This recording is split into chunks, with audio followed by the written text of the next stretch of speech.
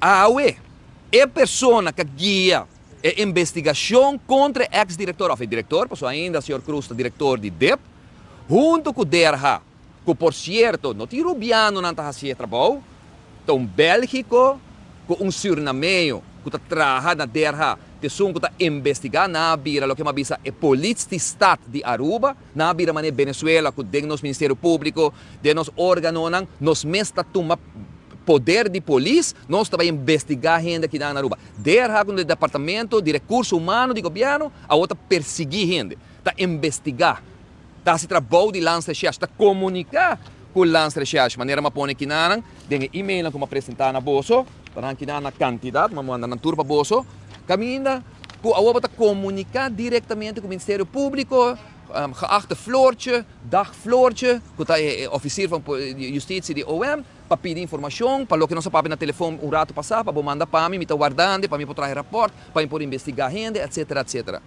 É pessoa, vai para depolitizar, a eu me está bise, a hora que me pôr papier, a hora é getuige na papi, me está conteúdo também em corte, ora me está apresentar, está hopi puito também sali for de Macuto aqui, ora não se chega a corte, pensei me está forçando para caso de Flamengo por ir a corte para acabar, é com a guia e investigação de nome do governo, junto com o DRH, a hora de recompensar para virar a pessoa que está na cabeça de DEP. Que é caso aqui da senhora Dirksen.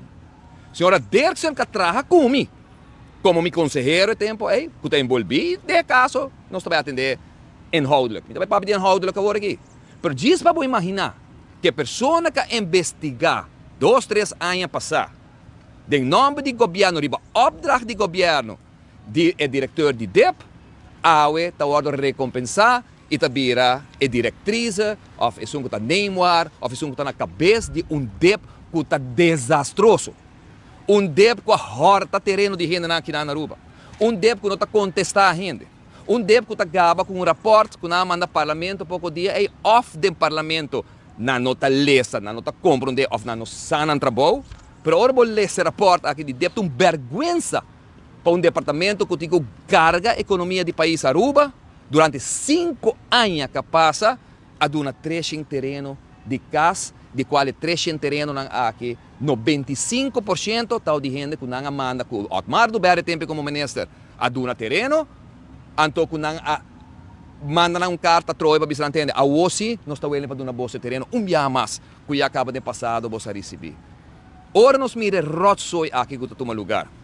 Caminho de envolvimento direto dentro do Ministério Público, dentro do departamento, caminho do governo, ministro, está envolvido diretamente.